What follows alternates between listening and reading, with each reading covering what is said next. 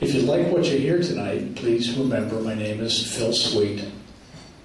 If you don't like what you hear, my name is Chris Christie. Does anybody else find it at all ironic that one of his biggest campaign pledge was he was going to take the excess fat out of the New Jersey market?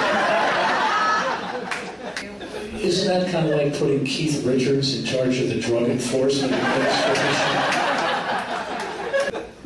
As Andrew mentioned, this is a Parkinson's benefit, and he mentioned I have Parkinson's. People have asked kind of what it's like to have Parkinson's, and I can tell you one thing for sure: it makes it really tough to eat peas. The only thing keeps them on the fork, I have to glue them on with mashed potatoes. Now my wife's here, and she can tell you that her potatoes make excellent glue, so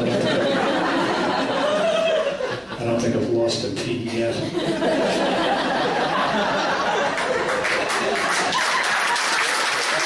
The last neurologist visit I had, they told me I had to see a psychiatrist before I saw my neurologist. And she told me that one of the drugs I was taking was causing people to become obsessed with alcohol, sex, and gambling. And right away I said, I'll take sex.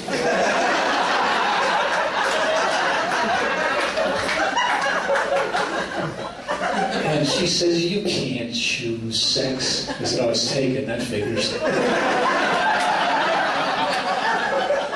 There's obviously some limitations with Parkinson's.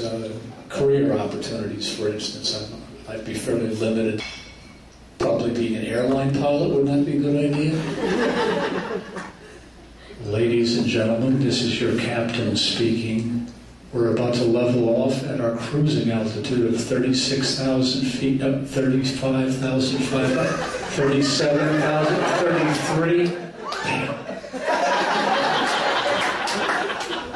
Look, folks, it's just really bumpy up here. So relax, put on your seatbelts, and be sure to order a drink the same color as your clothing.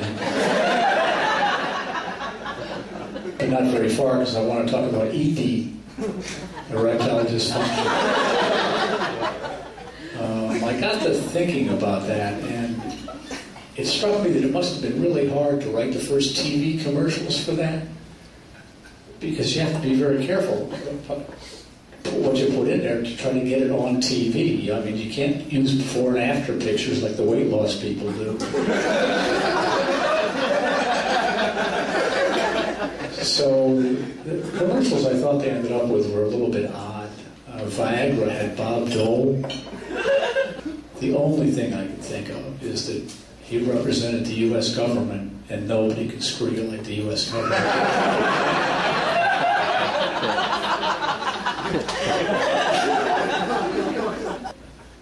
That's kind of the way things started. And if they were weird then, just imagine what's going to happen as they try to put new commercials on and sell more of this stuff. One thing companies often do is add features to a product to try to attract new customers. It's scary to think of, but you might see things like arthritis formula Viagra, or pain from stiff joints. Now, after you add features, the next thing they do is they target specific demographic groups in the population. The key here is you got to have a catchy name. If you were going for NRA members, let's say, you might call it straight shooter. You might target Mormons, then you'd have to call it six shooter.